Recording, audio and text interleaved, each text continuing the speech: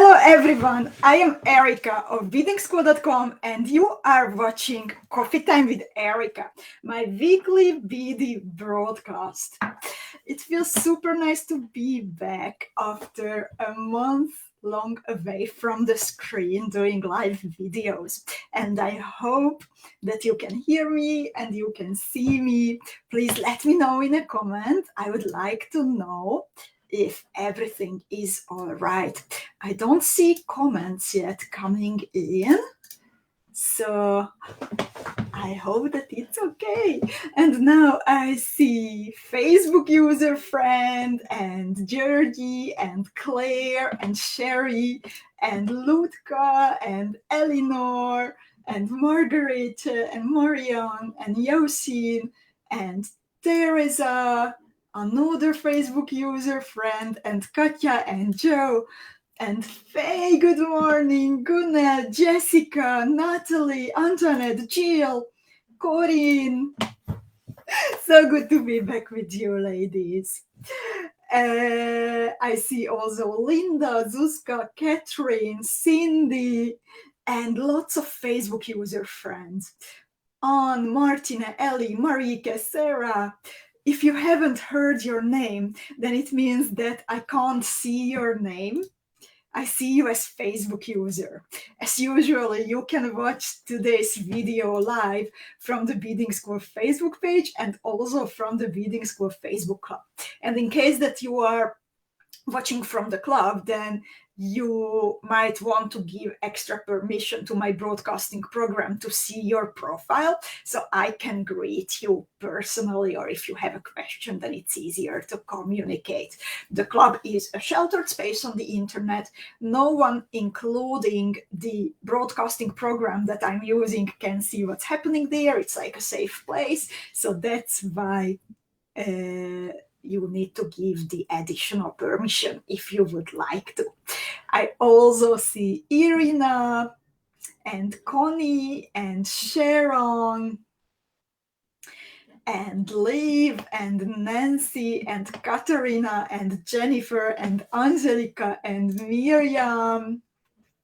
Miriam asks, ¿Qué tal México? Todo bien? Todo bien. And Carol also. So it feels such a long time, and so many things happened during these past 4 weeks. And for today, I have prepared for you a little overview of some of the beautiful and super inspiring art that I was lucky to witness while we were traveling. We have been for a month to Mexico to recharge, to get to know a new culture, country, and the people, and of course to bring back inspiration. And the thought to travel to this Latin American country came to my mind after my friend Alina, whom you might know because of the earring designs that I made for her a few years ago and named after her. She chose the beautiful colors for it. So Alina moved there last year. And that's why I had the idea that we need to go to Mexico. And I know Alina for years, but our friendship got a lot stronger during the first year of the COVID lockdown, actually, when we found ourselves in each other's closest circle, with whom we still met face to face from time to time. And we used to drink lots of coffee while wrapped into a blanket on her balcony and watching the morning lights brightening the day. We used to talk a lot about the value that we want to create through the small businesses that we are nurturing. And we used to train handstands together. And it was a fun and very interesting exercise, but it also had a symbolic meaning for me. Keeping the balance, even if the word it felt like it turned upside down around us, and not only for the exercises. So the handstands taught us to trust each other as we made sure that the other one is safe. But gradually, the handstand also taught me to believe that I will have the strength and focus to keep the balance on my own. So it felt very, very special while we were training together during that time. And Alina is a great example of a strong woman embracing the colors and life that she chose to live, and also a person who makes you feel that together a group can achieve a lot more than everyone on their own. The same as it works in our beading school club, of course. And I found it very special that I can talk about Mexico and about her a bit just a few days before International Women's Day. And together with the treasury team and even fellow beaders from the beading school club, we prepared some surprises for you to celebrate this day. But I will tell you about these gift surprises later, so make sure to stay with me until the end. Before that, I would like to show you some of the incredible art that we have seen in Mexico. And in the meanwhile, I also would like to greet Carol, Eve, Manuela, Cindy, Shelley, Elena, Marcy, Facebook user who is asking if I can see her name and unfortunately not, and Constance and Brit Marie. Hello, ladies. Thank you so much for joining me today. So I would like to tell you about this creativity that we witnessed basically everywhere where we went in Mexico. And no matter if the material was paint or thread or paper or beads or mezcal, Mexican artists left a deep impression on me, and I'm 100% sure that the beading school academy teams, that some beading school academy teams will follow in the future, inspired by Mexico and its art, its history, and natural beauties even. And of course, there was a lot of beadwork. You might have heard of mutual beading, but I would also, and I have some pieces here right next to me, but I also would like to show you some other types of art that I saw. And first of all, textile work, because it was simply everywhere. So the majority of traditional fabrics in Mexico, they are made by using a special loom that is fastened around the weaver's waist, with the other end attached to a beam, the ceiling, or actually they told me that they also use it outside sometimes, so then they attach it to a tree. Originally, the goal was to manufacture the textiles and clothes at home that the family needed, but nowadays there is a big demand all over the world, so they manufacture for everyone who would like to have a special piece. Actually, the blouse that I am wearing, okay, it is not the hand with this weaving. There is also embroidery, which is really popular there. So I am wearing today an embroidered blouse that I brought back from Mexico.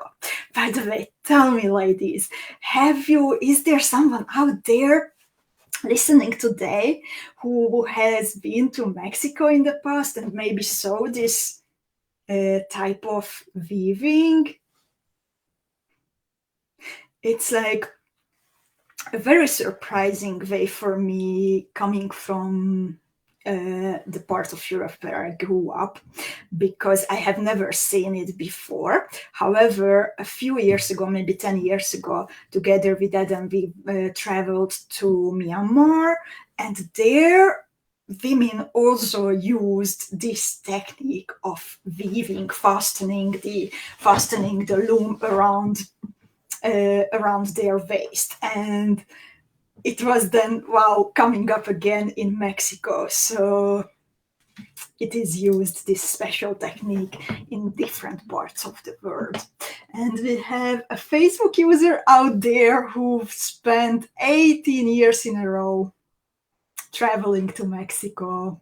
That must have been beautiful to get to know the country so deeply, going back again and again. Teresa also spent time in Mexico. She says, I'm very familiar with their beading, clothing, color combinations, fantastic work. Couldn't agree more. Kata has it on her bucket list. Hi, Kata. Hi, Ula also. Claire says her husband went, but he probably didn't notice. Claire, you have to get over there so you can see it all. And Sharon says, when I was younger and living in California, I and my family visited Tijuana many times.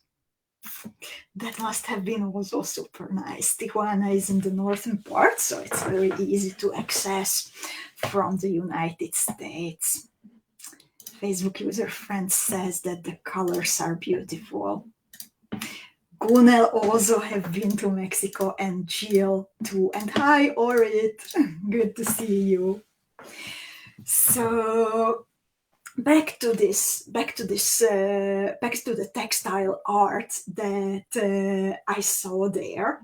So we visited a village called Zinacantan. It is the province that is in the southern part of Mexico, bordering Guatemala. The province is called Chiapas, and that's where we spent most of our times. And it was super interesting to witness that in Zinacantan, there are several collectives, they call it colectivo, of mostly women, nearly exclusively women, master weavers who are working together. They work together, they set up a shop that, like the one that you see on the picture together. Someone is cooking, someone is standing to the visitors of the shop, someone is explaining how it works. So it is like this nice community who lives the weaver life together. And what is super nice, that this way they started to set up this collective was, by the way, not so long ago. It's not like traditionally hundreds of years ago there would be a collectivo. It is a new thing. And this way, the women, can have an income of their own. And this is a big step in a traditional patriarchal system, where usually the man is the one providing for the family financially. And in the past, women did not have a chance to choose if they would like to stay at home and tend to the family fully, or if they also would like to work outside of their homes. And as they told me in the community, even if most of the patterns are super complicated geometric patterns, or in some of the places flowers of different shapes and sizes and colors in embroidery, they don't plan the shapes in advance. Never. And the shapes and combinations, they emerge while the women are working on the textiles or on the embroidery, and they are always in a perfect balance and harmony. And they say that it's because they basically live the life of a weaver, that it's so much in their system that it is just very natural for them to work this way and just to improvise. To show you some other examples, I have, for example, this little cosmetic bag, which I brought back. So you can see this is made on the loom, and it is one of the traditional geometric patterns that they are making. And then I have a bookmark, which will be a gift to Adam's mom. I hope she's not watching, and it can be a surprise, which is then embroidery. And as I told you, mostly women are the weavers, but I visited also another colectivo, a fair trade place for fabric artists, and there one of the members was actually a man who put this kind of weaving on the map of fashion. So thanks to him, he's a fashion designer. This type of weaving and these motifs appeared a few years back during the Paris Fashion Week. And they said that actually, just as when a woman has to fight incredibly hard when she wants to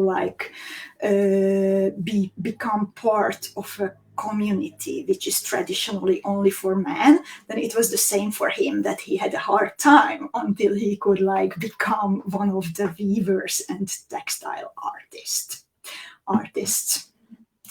So this was about fabrics.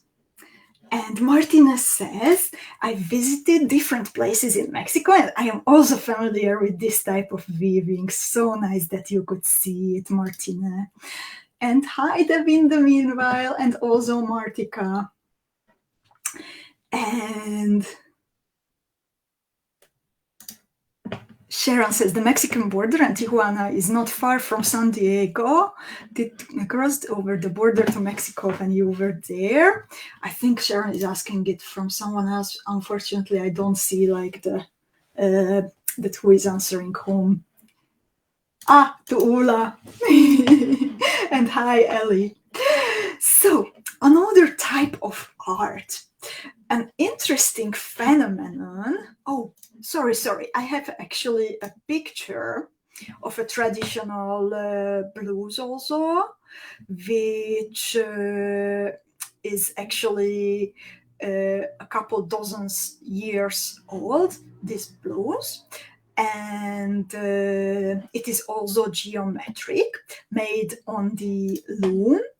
And they explained that it's not only geometric, but also deeply symbolic.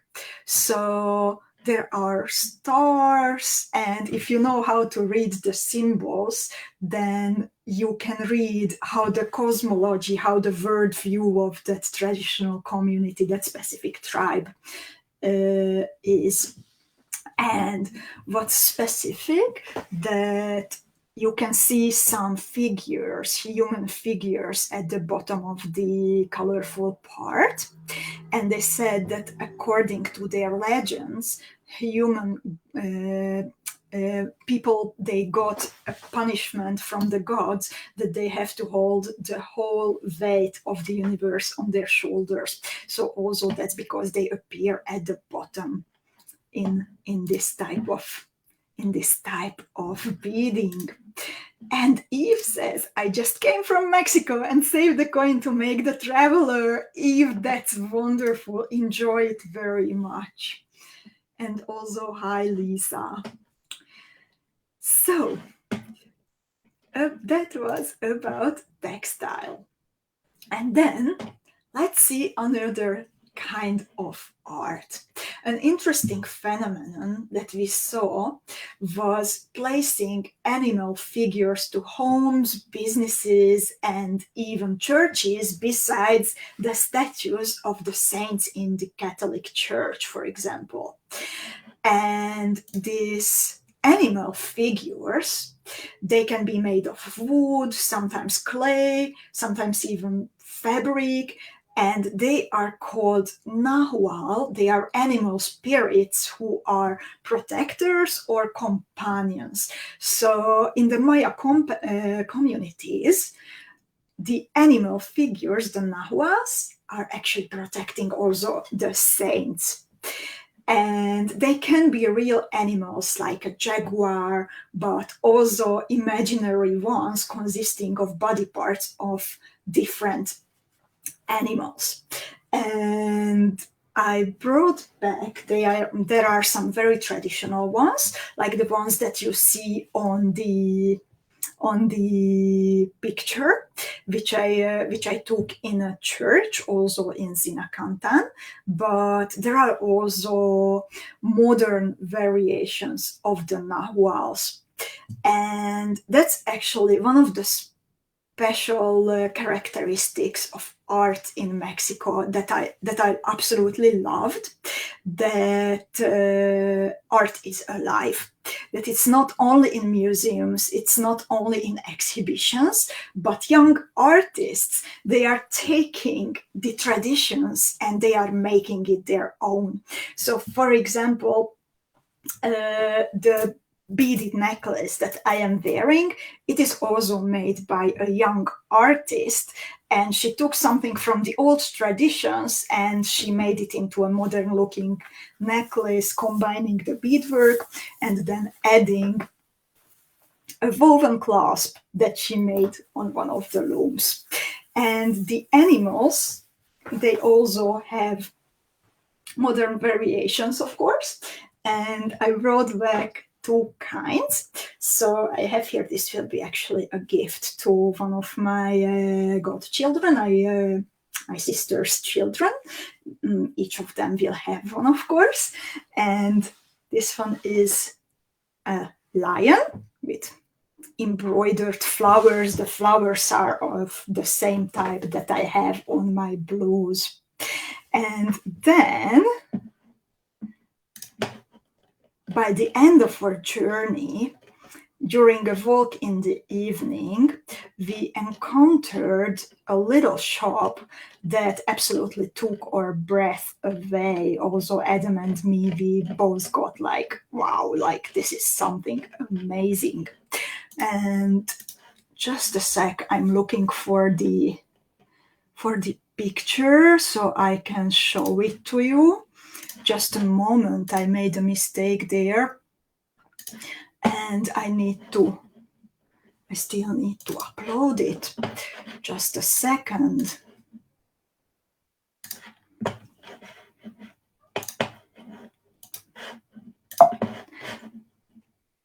So this other type of nahual, or animal companion, they are made of wood, and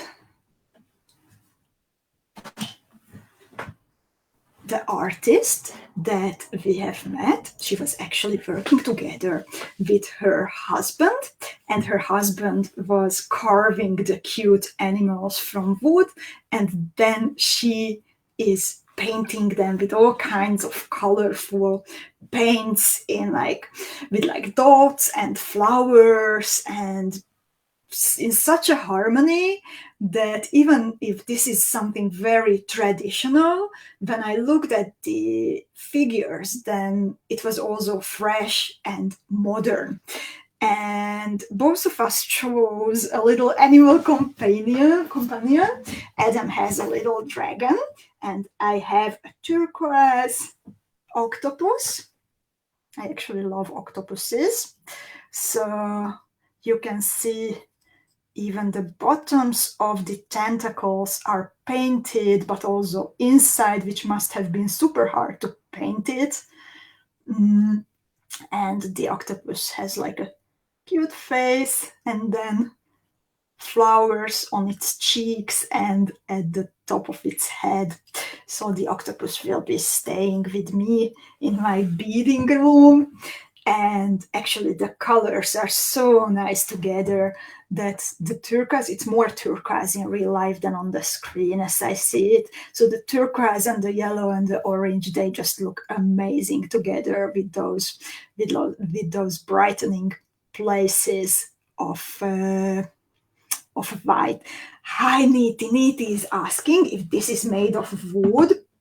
And yes, it is. So it is a bit fragile, but also very light. And the one that Adam got, the dragon, it actually is a very complicated figure. That's why I was a bit afraid to like move it, and you need to like assemble it with the ears and wings and everything. So it's amazing.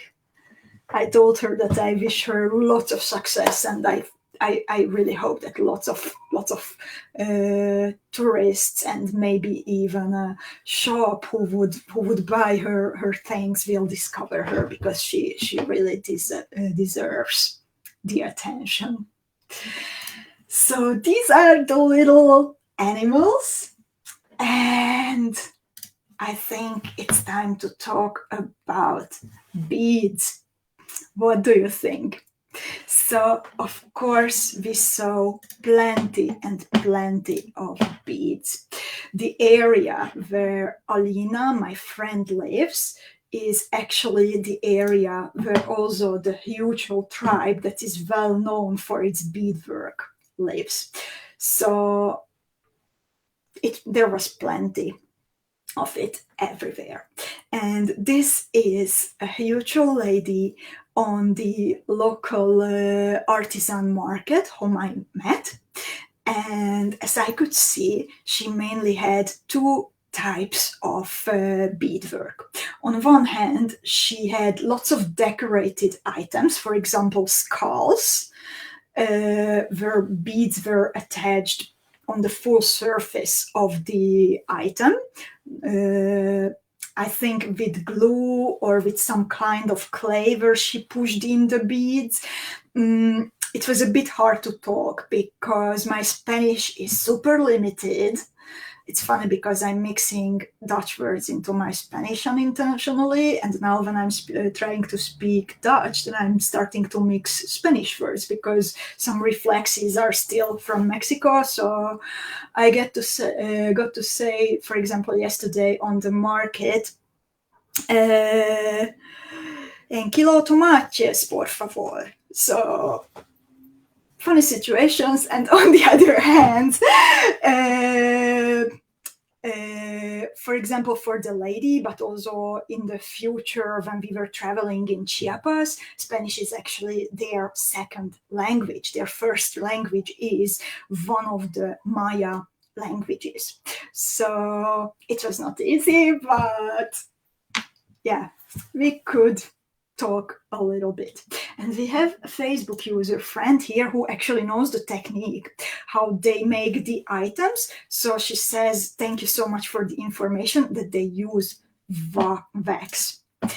And besides the items which are fully covered by beads, there were also lots and lots of jewels, all types of jewels like bracelets, necklaces, earrings, and mostly flowers or sometimes geometric shapes. And mostly it is bead weaving, but I will also show you a piece where bead weaving and bead embroidery are combined. And they have, as we that's something what we could talk about with the lady. She said that everything what they make is deeply connected to nature, so that's why they are beading so many different flowers, typically using one stitch, but there were some variations and also exceptions. But also there was, I will show you later how it looks like a special stitch that you can recognize as that it's by the 𝐁𝐄𝐃 tribe. And the colors that they use, she said, are symbolic. So the blue stands for sky and water, the green for the trees, orange and red for the sun. And she said that the sun is very important for them, and they use the primary colors, yellow, the ones that I told you about. But she said that her favorite color is actually turquoise. You can see she's even wearing a turquoise top. So then, of course, I had to choose from her pair of turquoise earrings, and that is the special one where bead weaving and bead embroidery are combined. So this is how it looks like. It is concentric, starting in the middle, and after beading the initial part, it is attached to a piece of leather, and then she made some concentric circles around the middle part. And the edge is also decorated, and what I usually see between our work that we maybe do just because or one bead, then she made like a wider edge using 2 beads and then one in between every pair. And this lady, she has a permanent stand in the artisani market in Sayulita. It's on the Pacific coast. And she told me that nowadays she's teaching her little granddaughter how to make all the different kinds of flowers. And she's very, very enthusiastic about beading. I also, of course, brought back some of those flowers so you can see how it looks like. So you can see primary colors, but also a bit of turquoise. And there are many, many flowers, but not only do they differ color-wise, but also the shapes are very, there are so many of them, so many different shapes. So this was more with like points. This is more with like rounded shapes. And then I have one which was pretty surprising. This type. I love this one, by the way. Also the colors, but the shapes. And then I have one which was like, this was super typical. And what I like that here she covered the ear stud with beads completely, and then there is the flower hanging under the ear stud. I also love doing this with the cabochons and the chaton roses. So I found it very interesting to see. And then I have also one which has fringes. Fringes were also pretty popular, as I could see. Joanna says the flowers are wonderful. And Nancy's asking, how many suitcases did you bring home? Dear Nancy, actually the whole month we were traveling only with carry-ons. 4 weeks of things in the carry-ons, and we brought back plenty of gifts, actually. As the airplanes inside Mexico, we were also sometimes flying inside Mexico, they would charge $100 for each of us. So we were like, okay, we will pack tight. And we made it. So these were the earrings. And what you could see that all of the flowers here were of one layer. However, I also have a more elaborate piece. And there, okay, I will make myself smaller because you need more space to see it fully. So I have this amazing necklace, and here the necklace consists of 3 flowers. The flowers are attached on a netted base, and they are layered.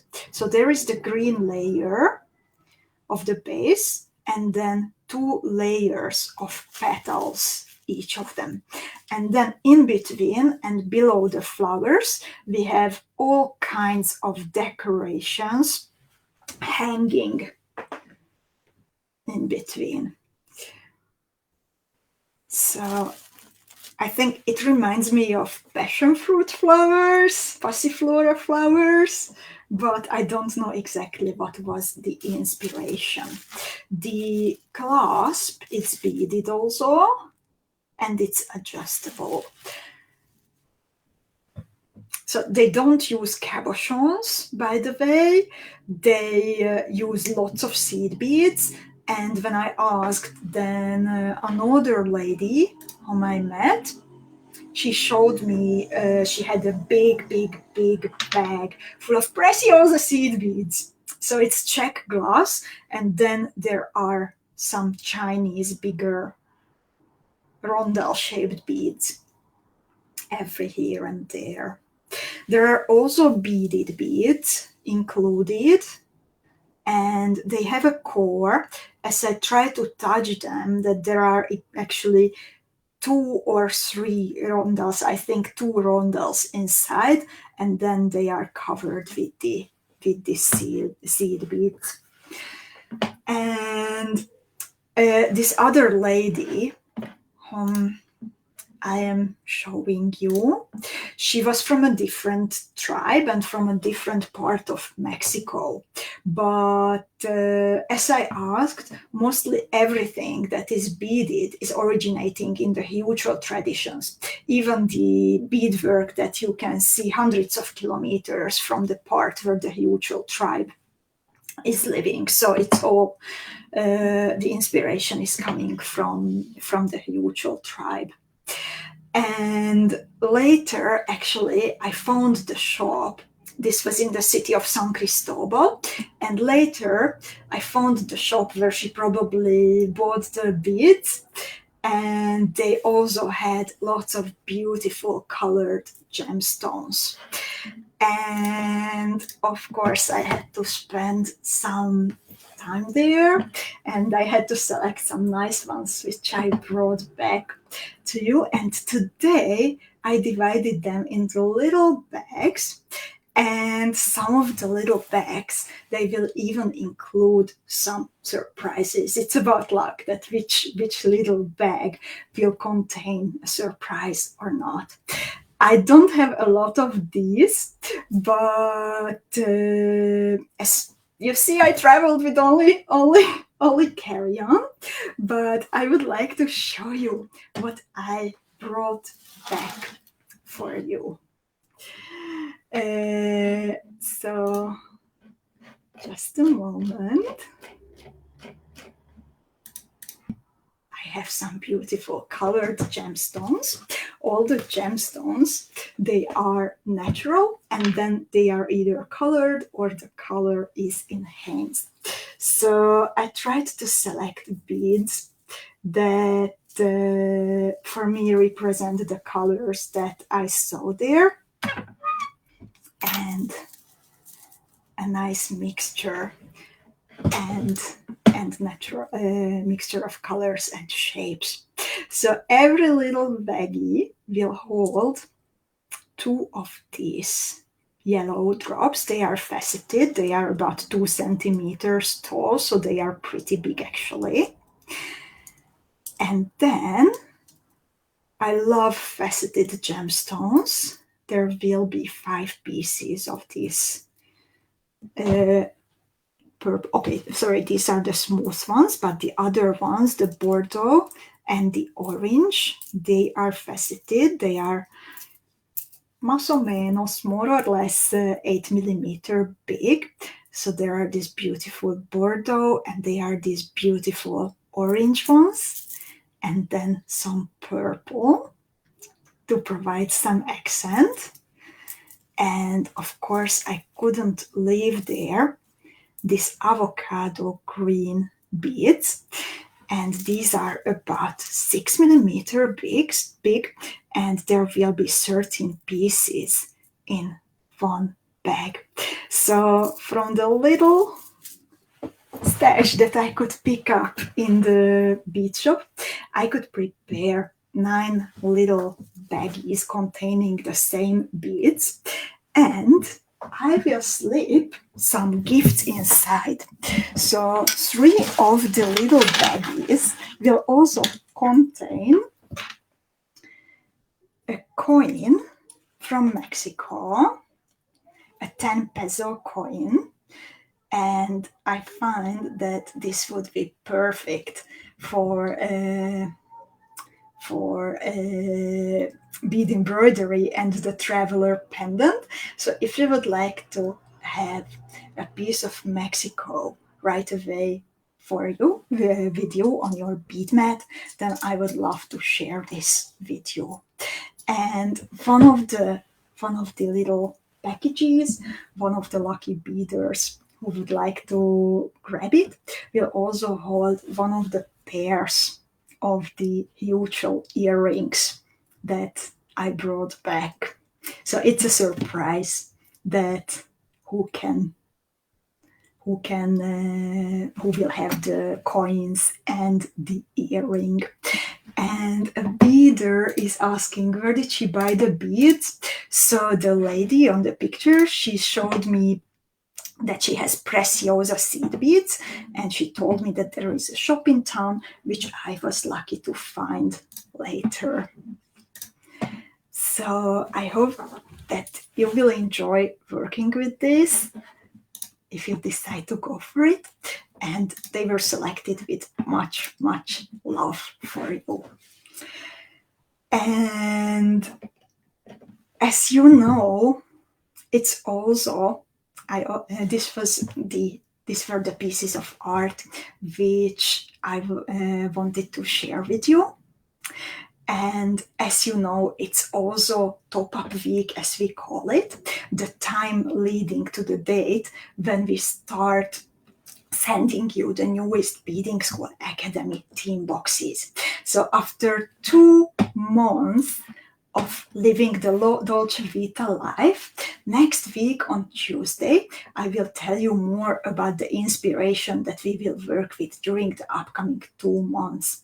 And until then, if you are a student of the Beading School Academy, then you can take advantage of the extra option and top up your boxes and with everything that you need, and enjoy free shipping when we send you the extra goodies that you might need together with your boxes.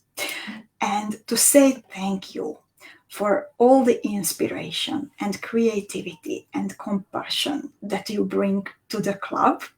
Yesterday, actually, I spent the evening scrolling back through all the images that you posted of the beautiful jewels that you made. So to thank you for the inspiration and creativity and compassion that you bring to the community, we would like to reward our Beading School Academy students during the upcoming week.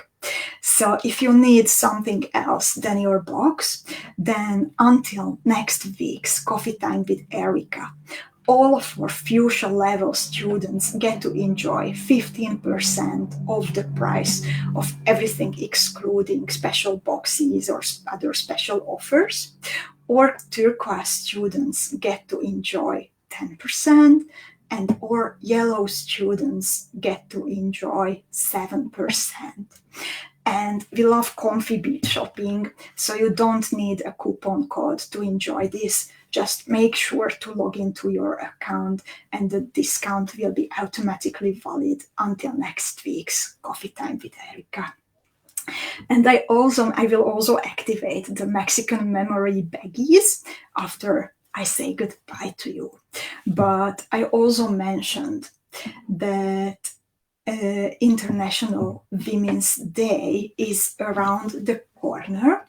So to celebrate the community of Beading School, consisting mainly of women, the club and our team too, then the treasury team prepared a little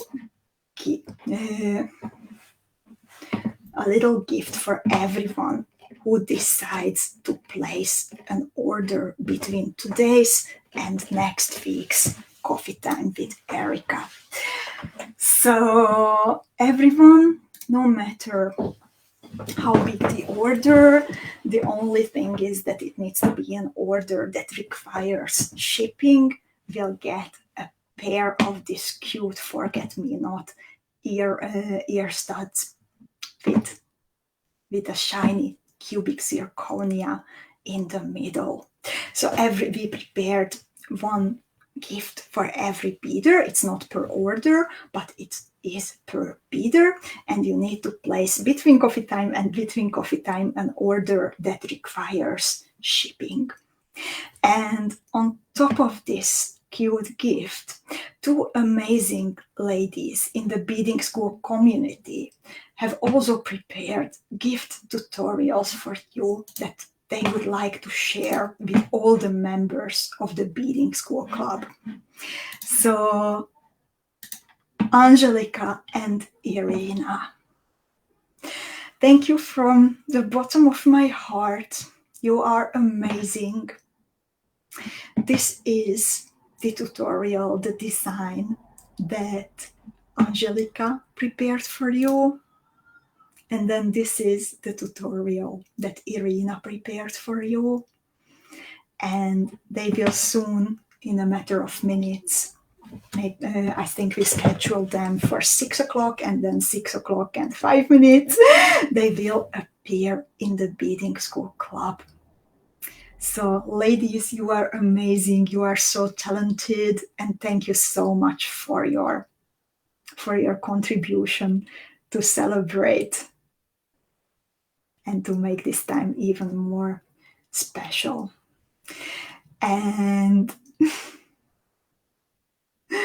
to say goodbye to the Dolce Vita team. Both of these can be made with beads from the Dolce Vita box. And I love this. I think this would also be perfect, Angelica, for a bracelet.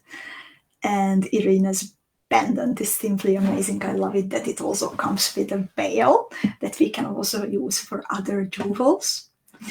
So to say goodbye to the Dolce Vita team and to make the waiting time for the new team pass easier, I also bring you two more tutorials from Ruxandra Puskás. One of them, called Mosaico, will be the design that we are going to work on this upcoming Friday, so no one has to bead alone. And this is the one that is going to be the no one has to bead alone design. So you will need 2 half tillas, a tile bead, 2 bicone beads. I think it's 4 millimeter. I will post the material list. I need to look into it. And then seed beads to make it. So this is actually a special occasion, the first time that we would have Ruxandra's design during a No One Has to Bead Alone workshop. To make it easy to follow, usually Ruxandra takes pictures step by step.